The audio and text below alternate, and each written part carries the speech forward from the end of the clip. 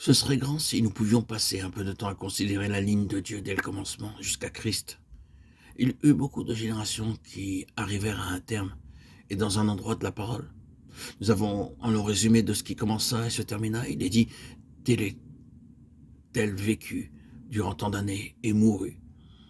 Cela se répéta pour une longue liste d'hommes. Ils vécurent, puis ils moururent. Il y a cependant à travers tout cela une ligne vivante qui se continue à travers toute l'histoire jusqu'à Christ. Nous pouvons suivre cette ligne tout à fait clairement, bien que parfois elle semble s'être perdue. À un certain point de ce mouvement de Dieu, nous nous trouvons en présence de son commencement pour Israël. Nous passons de ce qui est individuel au point où la nation entre en vue. Jusqu'alors, le mouvement s'était continué par des individus, Abel, Enoch, Noé. Puis, lorsque nous arrivons à Abraham, la nation paraît à l'horizon, c'est-à-dire l'Israël de l'histoire de cette terre. Nous allons voir comment Dieu a commencé avec Israël et comment le principe de ce commencement-là est transféré au nouvel Israël, l'Israël céleste en Christ. Il est très impressionnant de réaliser que le commencement du premier Israël se trouve dans le Nouveau Testament, dans le livre des Actes. Remarquons cela, car c'est une chose significative, le livre des Actes est le lien entre l'ancien et le nouvel Israël. Le point central de la transition de l'un à l'autre se trouve là. Il est intéressant qu'il se trouve dans le discours du martyr Étienne. La première chose que dit Étienne à l'ancien Israël fut « Le Dieu de gloire apparut à notre père Abraham lorsqu'il était en Mésopotamie » Acte 7.2. Le Dieu de gloire apparut. C'était le premier mouvement fait à l'égard de l'ancien Israël. Et c'est là exactement le premier mouvement fait à l'égard du nouvel Israël. Et nous trouvons ce commencement dans le Nouveau Testament. Passons maintenant à l'évangile de Jean. Au commencement était la parole, et la parole a été faite chair, et elle a habité parmi nous. Remarquons maintenant, et nous avons contemplé sa gloire, Jean 1, 1 et 14.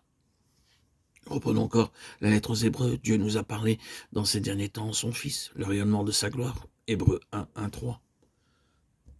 Le Dieu de gloire apparu et nous a parlé dans ces derniers temps en son Fils, le rayonnement de sa gloire. Ainsi, premièrement, Dieu est entré dans l'histoire humaine. C'est ce qui arriva pour le premier Israël. Là, bien loin, à Our, en Chaldée, une contrée païenne où se trouvaient 2000 autres dieux. Le Dieu de gloire parut et changea le cours de l'histoire. Il fit ainsi le premier pas pour former Israël. Le premier chapitre de Jean nous présente le Dieu de gloire qui se manifeste dans l'histoire humaine d'une nouvelle manière. Tout cela se trouve naturellement dans notre Bible, dans l'Ancien et le Nouveau Testament, et nous pouvons l'avoir accepté mentalement en le considérant d'une manière objective. Mais nous avons à nous saisir de cela et à nous l'appliquer personnellement, parce que cela nous touche personnellement, vous et moi. Vous et moi, nous sommes appelés par Dieu à être les compagnons de Christ, dans une vocation céleste, et cela concerne chacun de nous, et nous tous.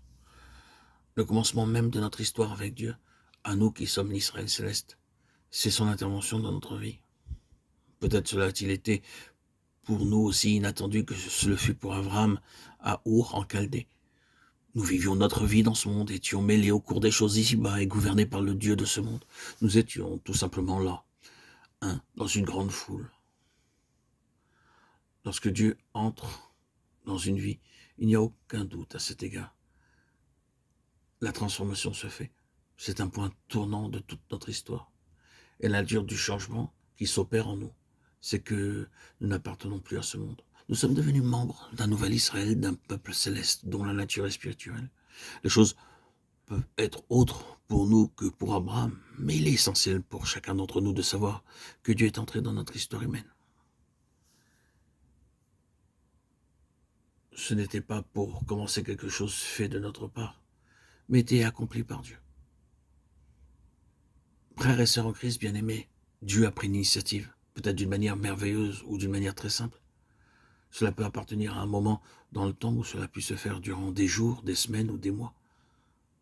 Cependant, mes chers amis auditeurs, auditrices, le fait est que Dieu est entré là où nous étions. Comment Dieu est-il entré? Comment pourrions-nous l'exprimer si nous voulions le dire en parole? Il est simplement dit ici au sujet de l'ancien Israël, le Dieu de gloire apparu. Pourrions-nous l'exprimer de cette manière dans notre expérience?